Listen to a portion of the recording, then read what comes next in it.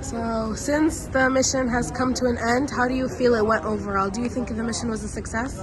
Absolutely. I thought we accomplished a number of things and things that we haven't even planned for. It was clear that although we came here to help as many patients as possible that cannot access surgery, meaning that they couldn't have the means to obtain the surgery, or the complexity of the surgery was such that could not be provided, it actually, those were accomplished, but also surpassed that in the sense that we took it to the next level. We're training the next generation.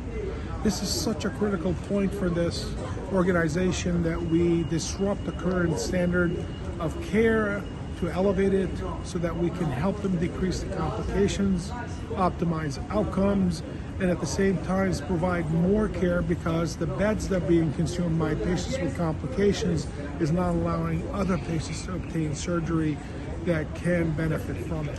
So we surpassed our expectations in multiple avenues, but most importantly was the camaraderie, the collegiality we developed, the love and the friendship between the Palestinian people, and seeing how the American Palestinians have come back to provide and to give back to those that have less than they do, and to be able to show our strengths as a people, as strengths as human beings, and the love that we have that is inherent in all of us to provide and help each other any way possible.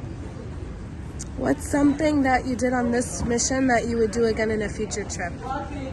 I believe that the core concentration needs to be two things. Not only the patient care, but as well the next generation of surgeons that will be advancing the current field of orthopedic surgery. Orthopedics is a critical specialty in the sense that it's the most complex in the need for implants. The care, the resources used are huge compared to other specialties. An average cholecystectomy, you need an arthroscope and a couple of sutures. In orthopedics, it's much more complicated. Implants are costly, and these resources are very, very much needed and quite thin. So as a result of that, orthopedics gets secondary support because of that. So if we can help with financial assistance to get implants at discounted rates, be able to increase the efficiency as well as the expertise among the next generation of surgeons, and to provide care simultaneously with the patients, I would repeat that equation again in a heartbeat. And just one final question to the people who donated and helped out. Could you say a little message for them? Yes, I would say, Jazakallah khairan. Alhamdulillah, we are blessed to have brothers and sisters who care about other Muslim people, that care about people in general that are suffering, that are potentially oppressed because of the serious impact and curtailment of accessing care. Physicians have difficulty accessing education and resources to provide that care, so that such as implants are not available. I learned something very, very, very touching. The Ministry of Health can afford at most 20 implants of replacement a year per hospital, which means only 20 patients could potentially get surgeries in some places. This is obviously inconsistent in terms of the need and does not match what is needing right now in terms of the amount of joint replacement that needs to be done, sports medicine cases, and so on.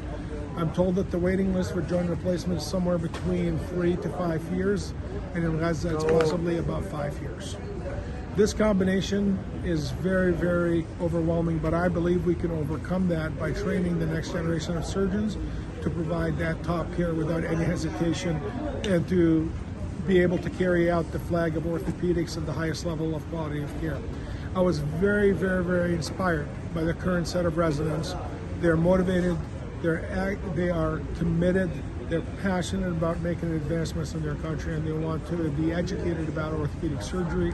And I am confident that this generation will surpass the previous and be able to attain the things that the people need more quickly than would have been possible. I want Fajr to be the one that is going to be instrumental in making that happen.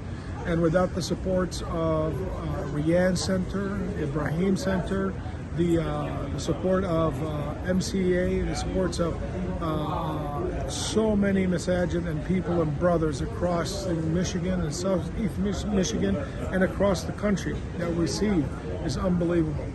And we are grateful for that, we just want to make sure that we execute on their wishes, and our intentions is to please Allah, in that way. Jazakallah khairan, brother.